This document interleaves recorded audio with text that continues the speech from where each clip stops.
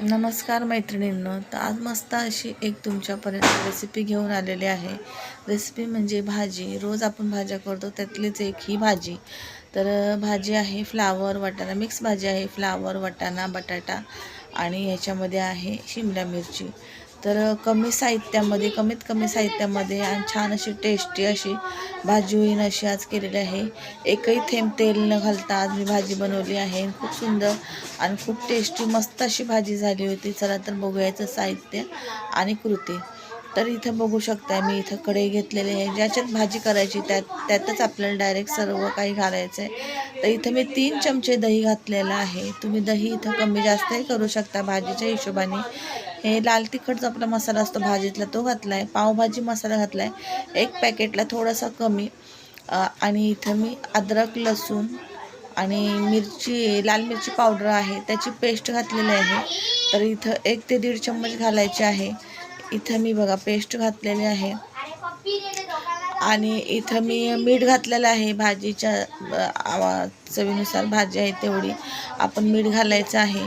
आणि इथं मी आता कांदा टॅमॅटो आणि हळदही घालायची आहे। तर हळद मी पुढं घातली, अगोदर विसरले होते। तर इथं मिक्स करून घेतलेलं आहे।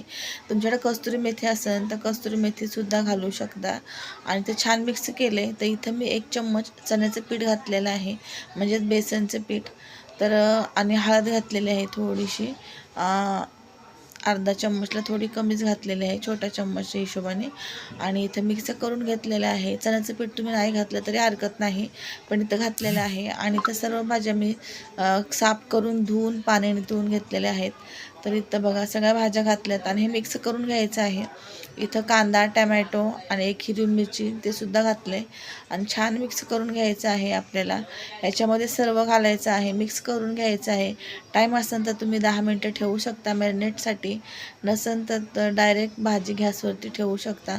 तर इथं माझ्याकडे टाईम नव्हता म्हणून मी डायरेक्ट गॅस चालू केला, झाकण ठेवलं आणि भाजी बारीक गॅसवरती भाजी करून घेतली। खूप छान अशी मस्त भाजी झाली होती। तुम्ही इथं वरतून ह्याच्यामध्ये नंतर बटर किंवा तूपही घालू शकताय, ते बघू शकताय। खूप छान अशी भाजी झालेली आहे। पाणी वगैरे काही घालायचं गरज नाही। दह्याने जे टेक्स्चर आलेलं आहे, घट्टपणा आणि ग्रेव्ही मस्त अशी दह्याची याने झालेली आहे। नक्की भाजी करून बघा आणि कशी वाटली ते सुद्धा मला नक्की कमेंट करून सांगा। आजची रेसिपी साधी सिंपल अशी झटपट होणारी रेसिपी होती आणि सर्वांनाच आवडणारी।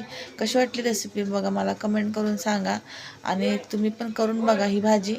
चला तर भेटू अशा छानशा उद्याच्या नवीन एका रेसिपी ब्लॉग किंवा व्हिडिओसोबत। तोपर्यंत रेसिपी बघा आणि एन्जॉय करा आणि कशी वाटली तेही मला कमेंट करून